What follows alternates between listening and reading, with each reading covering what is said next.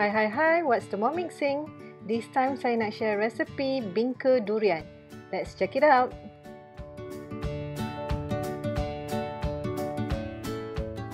Mula-mula creamkan gula dan butter selama 30 saat pada speed 5.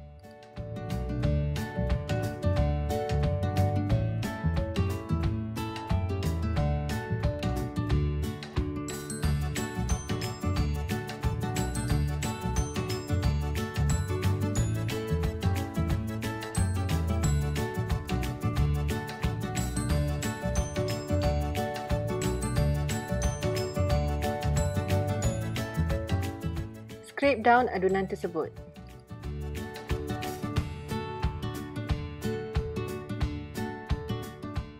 Kemudian kita masukkan 2 biji telur, santan,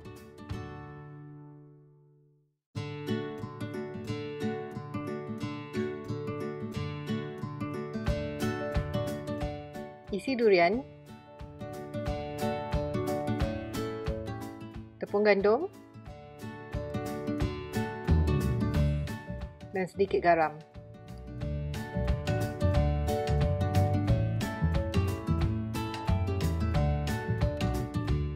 Adun selama 1 minit pada speed 5.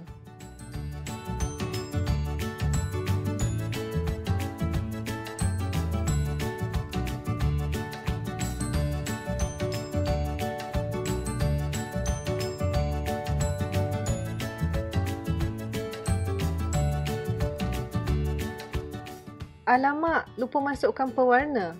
Tak ada hal, kita masukkan sedikit pewarna dan blend sekejap selama 10 saat speed 5.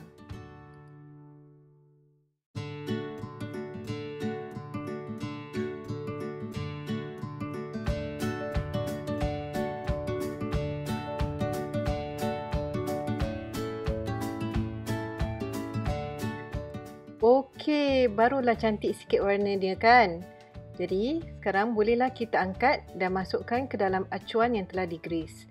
Saya gunakan acuan yang kecil sebab senang untuk dibagi-bagikan.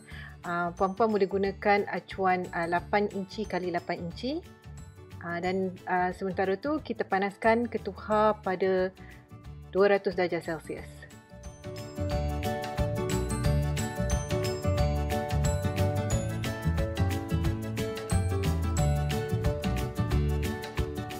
Bila oven dah panas, bolehlah kita bakar bingka kita selama 60 minit ataupun sehingga masak.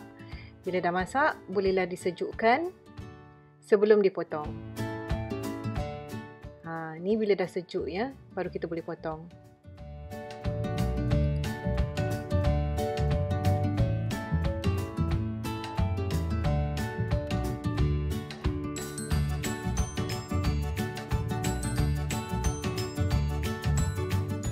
Bolehlah dihidangkan untuk minum petang.